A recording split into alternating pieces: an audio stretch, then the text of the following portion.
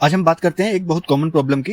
Angular component के अंदर बहुत ज्यादा लॉजिक अगर भर गया है तो उसको हम कैसे रिजोल्व करेंगे। ठीक है, हम कोड को कैसे रिफैक्टर करेंगे कि बहुत सारा लॉजिक हम उसको रिफैक्टर कर सके।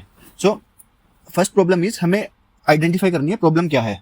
ठीक है, तो अगर हमारा कंपोनेंट 300+ लाइंस का है या यूआई के साथ लॉजिक भी हैंडल कर रहा है, ठीक है, और एपीआई कॉल्स सब कुछ एक ही कंपोनेंट में हो रही है, ठीक है, तो हमें क्या करना पड़ेगा, लॉजिक को सर्विस फाइल में मूव करेंगे। जो भी बिजनेस लॉजिक है जैसे कि calculations, API communication, data transformation, उसको कंपोनेंट से निकालकर एक सेपरेट सर्विसेज फाइल में डाल देंगे। ठीक है, जिससे क्या होगा, हमारा कंपोनेंट और जो हमारा लॉजिक पार्ट है वो सर्विसेज फाइल में ऐड हो जाएगा। ठीक है, और उसके बाद हम करेंगे एक कंपोनेंट पैटर्न फॉलो करेंगे जिसका नाम है स्मार्ट डंप।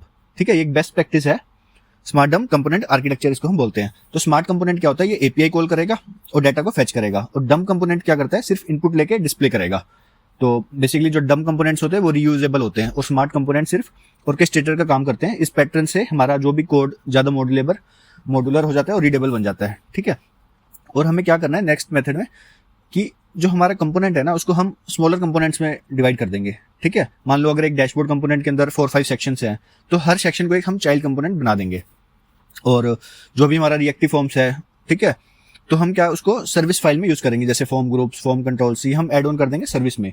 जो भी हमारा फॉर्म लॉजिक रहेगा वो हम सर्विस फाइल में यूज करेंगे। और we should avoid, next method is we should avoid our subscriptions in the component, instead we use async pipe.